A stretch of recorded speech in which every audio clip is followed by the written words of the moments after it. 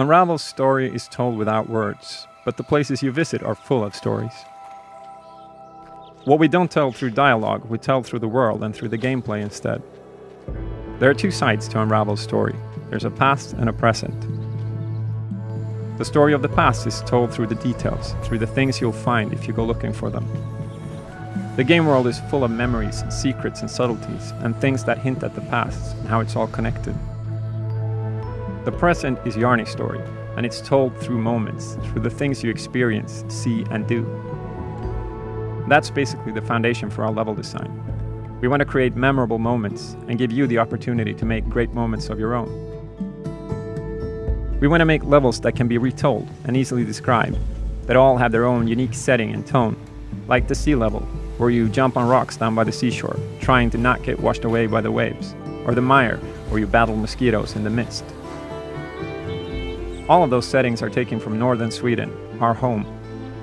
I made the initial design out in nature when I was out on a camping trip. That environment had such a huge impact on what Unravel became, so it's only right that nature gets to play a really big part in the game. We wanted to share a glimpse of home because it means a lot to us, and also because it's not the type of environment you usually see in a video game.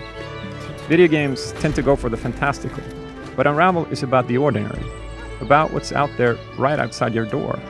There's a lot of beauty in the ordinary, and getting down on Yarny's level helps you really see that.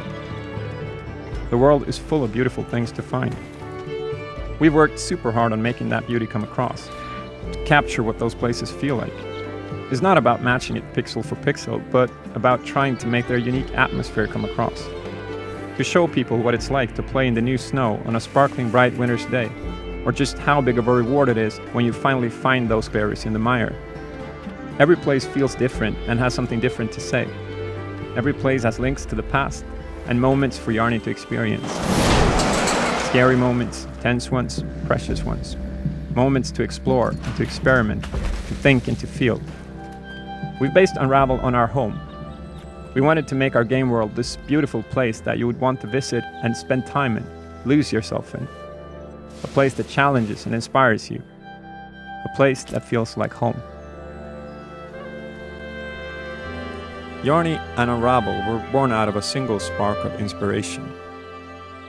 I had this thought, what if we could make a game about love? A game where the bonds we form with other people were actual, real, physical bonds, like strands of yarn. And what if you could play as a character that was actually made from that stuff? And that idea kept growing, and the more I thought about it, the more it felt like a real thing, an important thing, a game that needed to be made. Yarn became a symbol of love, of longing and connection.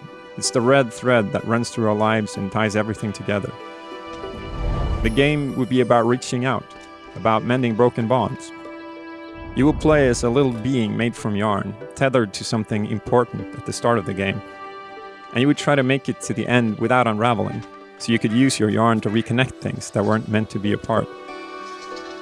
And that little being became Yarny, a helper, a positive force, this fragile but capable character that you guide through the world, a brave little thing with a huge heart, who watches the world with childlike curiosity and wonder, and accomplishes great things despite being so small. I wanted a character that would inspire empathy, that would make you care, because that's a big part of what the game is about, caring and connecting. I created Yarny when I was on a camping trip with my family. I made a doll from materials that I basically scavenged and just started playing with it, and posing it and taking pictures, trying to come up with what the actual game would be like. It was just a really beautiful process. I was out in nature, such an inspiring environment. I was basically just playing and having fun and trying to capture what that felt like. I had my kids there, and with every new thing that I showed them, I could tell right away if it worked. And now, 2 years later, I can look back at that summer, and it's quite amazing to see where it all led. That initial spark of inspiration has grown into a real game. Hours of love and hard work have been poured into it.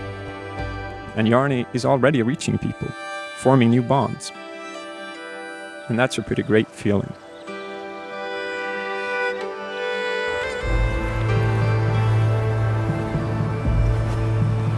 Today we're going to show you a level called The Sea. Like all the environments in Unravel, it's based on northern Sweden, our home. It's inspired by happy, sunny memories of going to the coast, both as a child and as a parent. Unravel is a game about reaching out, about mending broken bonds. Yarny has to make it to the end of the game without running out of yarn. You can find more yarn in the levels, like this little ball here, and use it to get further. Sometimes that extra yarn can be hidden or hard to reach. And without yarn, you can't move on, so you have to think about how you use it.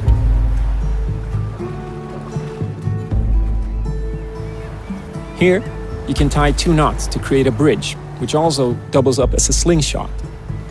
You have to be careful though, so Yarny doesn't get washed away. You need something to protect Yarny from the waves, and that boat fender floats, so you can use it as a raft and stay safe.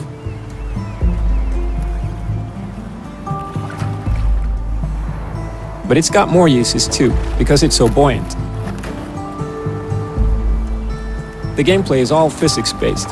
It's got a few touches of magic, but it's grounded in realism. What you do and how you tackle problems is really up to you and your creativity. When things get more difficult, you'll have to think of different ways to combine Yarny's abilities or use things in the environment to find the way forward. This looks like a dead end. That's way too high to jump. It's a good thing you can use your yarn to climb out.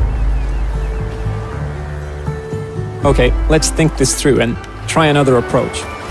Yarny needs that raft again, but getting it over to the other side is going to be a little bit tricky. We're gonna have to build a couple of yarn bridges.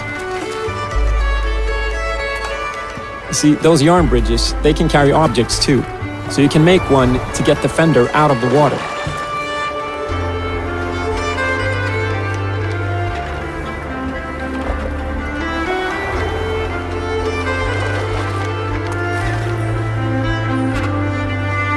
And when you've done that, you can build another bridge and use that to move the fender over the wooden post.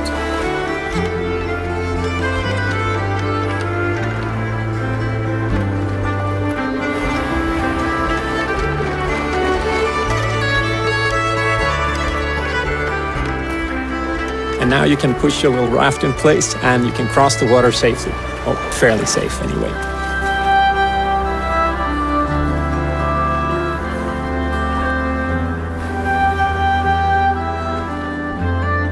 As you can see, the gameplay is about overcoming obstacles, about using yarn and the environment to find the path forward. But there are many other kinds of moments beyond the obstacles. Moments of reflection, of wonder, of beauty and discovery. With Unravel, we want to capture your imagination and test your cleverness and touch your heart.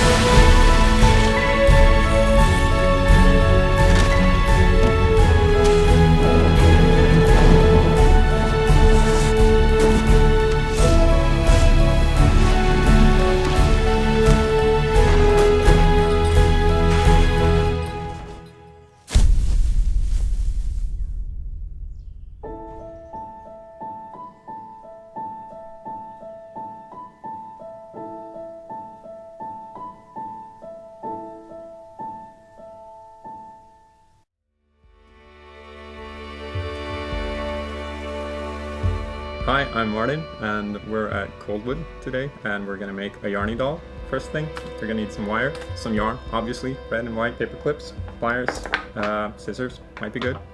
So the first thing you build is like the wire skeleton. I make like a U shape for the legs and the body. So there's my body and my legs. Pretty good. And the next part is the arms. So once again, I'll go like a double length. And the next step is to just like try to stick these to the body. So what I do is just I put them here and I take a piece of wire and I just twist it around to lock it in place. Okay. So next part, the head. So it's a good idea to exaggerate the points of the ears a bit.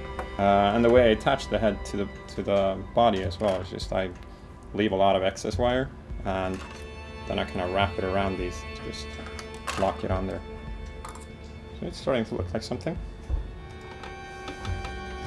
The next part is kind of optional, but I think it's better. So you make a bit of a frame for the body, and it's also good to make the legs more posable because you can kind of put more wire around the hips so you know where to bend them. Good to put some frame like this on the head as well, because then you can sort of build up the volume a bit, something like that. Now we have a skeleton Yarny. Now we start to wrap this stuff up in yarn. I start with the legs. You can wrap it pretty tightly. Actually, you can kind of like mix it up, wrap some loose loops and some harder ones. So moving on to wrap the body. This is going to take a while. What I do usually is that I make some kind of overlap here. So it's like a loose hanging shirt or a dress or whatever. Just try to give it, like try to make it slightly wider here and slightly thinner here. You can kind of see the shape of the wire through it, so you can try to hide that. Okay, moving on to the head then. It's not super hard, but it's kind of tricky. Just kind of want to be mindful of the shape so you don't start to get too blobby somewhere. And then when I'm done with that, I'm just gonna basically use the paper clip and sew the wire in. The line's good. So this is gonna look brutal, so sensitive viewers might not watch when I stab Yarny through the heart with a paper clip. And I can do that a couple of times until I know that this is not going to come out. So now, this one just needs some ice. And I do them the same way. Just take some yarn, take the paper clip, and just... So there's no like real strategy to this. I just kind of poke it in there and see what happens. So there it is. I'm pretty happy with that. I'm looking forward to seeing what you guys create. It's going to be fun. Good luck and have fun. And thanks for watching.